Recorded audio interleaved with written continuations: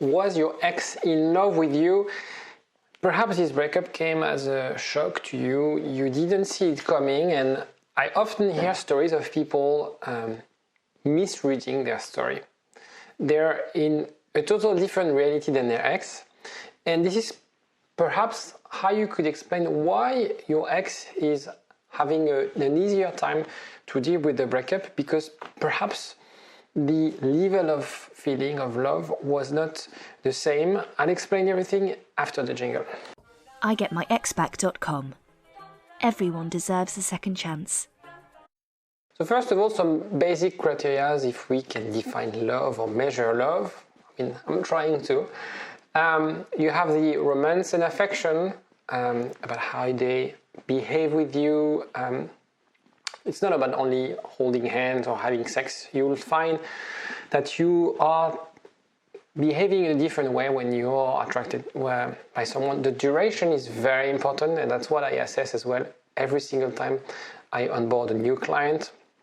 The quality of the relationship, whether your guys are respectful, the communication aspect of things. The love languages, sometimes we feel that we are not loved because the other is using another love language than ours. So there are 5 love languages. If you don't know about them, I'll let you Google that. I haven't done any videos on that, but I'll let you Google that in a minute or whenever you want. Another sign, very simple one, is to, have they done anything to make you happy?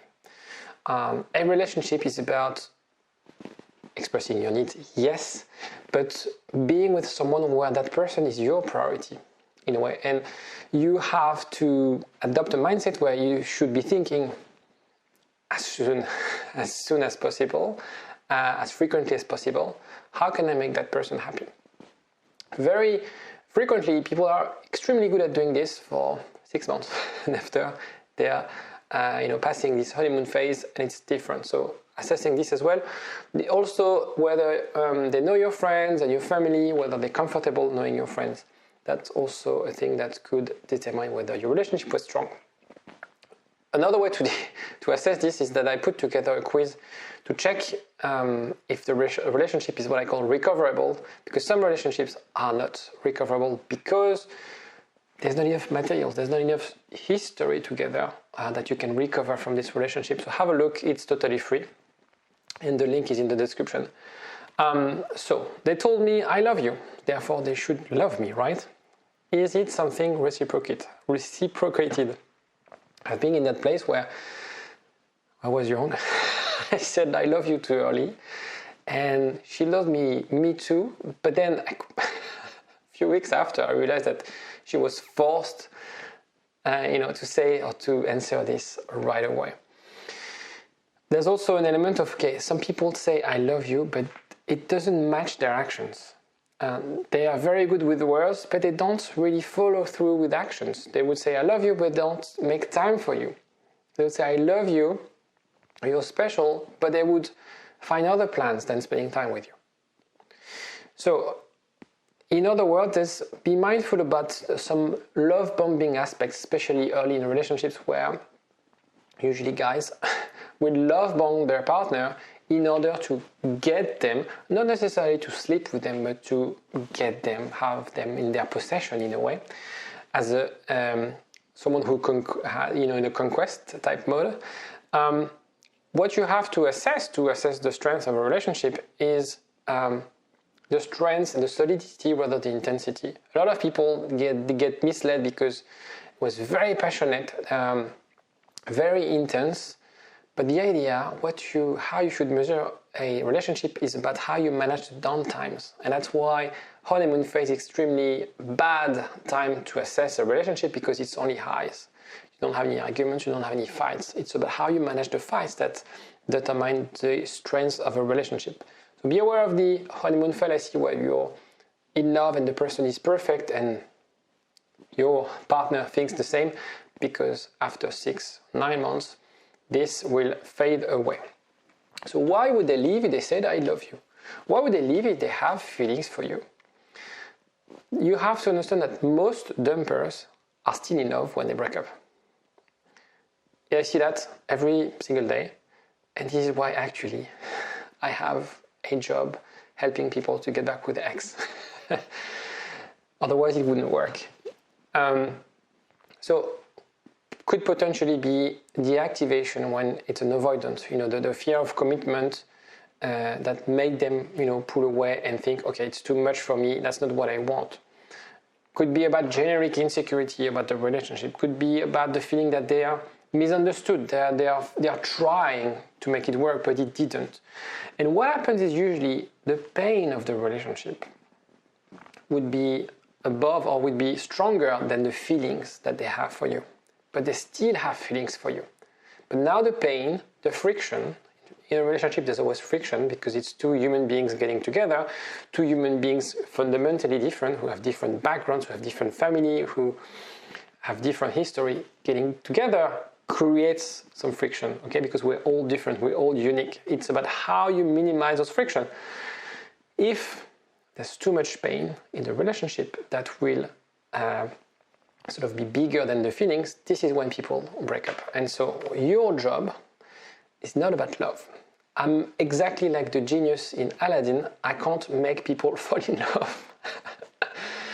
That's why also I refuse people who have a low score in the quiz before, because if the foundation, if the relationship wasn't strong enough, you can't recover from that. The idea here is to create a new dynamic.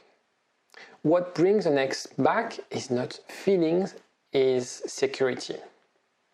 The interactions to be more secure, when they feel like, for example, and we're going to look at an example, when they feel understood, when they feel listened, when they feel it's easy. Therefore, the pain reduces and feelings are stronger. And this is when they see like, now I can consider getting back with them. Now I want to get back with them. So I give you an example of the typical anxious avoidant, assuming that you're an anxious and your ex is an avoidant. For example, maybe you were over demanding of your partner. You wanted to text each other, anytime he was traveling or he wasn't giving you any news, you would text him because it was you were anxious about that. And therefore you deactivated the attachment, i.e. he pulled back. This is a very unconscious mechanism. And as a result, you reacted as, anytime he would push back, anytime he would say like, I need my space, I want to go, I don't want to reply, I don't feel comfortable like writing to you every single minute, leave me alone, you become more clingy. And again, that's an unconscious thing. What happens in their mind is that they are losing their freedom, something at the core of what they need. And the fear of commitment. And therefore, this will be way bigger, way stronger than the amount of feeling they have for you. The pain, bigger than the feelings. So how can we reverse this? Take some distance, because what they fear is the closeness, is the intimacy. Take some distance, respect their boundaries. If you spam the mailbox, the phone of an avoidant, you make things way worse. Taking some distance will help them see that actually the relationship can be doable, because this feeling of being dependent on you will reduce. The feelings will remain strong if you act with maturity, if you respect their need. And the pain will slowly disappear. And what you create is that the pain is less stronger than the feelings. And in their mind, they can see, I can love this person. We have the potential to be happy together. The reason I broke up with that person is because I didn't like the way we communicated. I didn't like the way I was treated when I was traveling. I didn't like the fact that you would check on my phone and see if I was talking to someone else. I didn't like the fact that you were jealous. But it's nothing about you, it's about how you reacted. These unconscious triggers that pushed me away, because I also value my freedom. And so your job, if we are working at breaking these cycles, anxious avoidant is bringing more security. It's creating the condition for your ex to realize that actually being together, we can have the same level of connection, intimacy. but without all the drama, because I understand you and I can also meet your needs in terms of what you want from the relationship. If you have any questions about this, let me know. I know a lot of people are in that situation of anxious-avoidant trap. Let me know in the comment section. If you want more videos like this, don't hesitate to click on the like button. It does help me a lot for the referencing, and I will see you next day. Bye. For a long time, get up, nah, I ain't a quitter. Toss me the ball, I'm a really big hitter. Big picture, I'm a straight killer.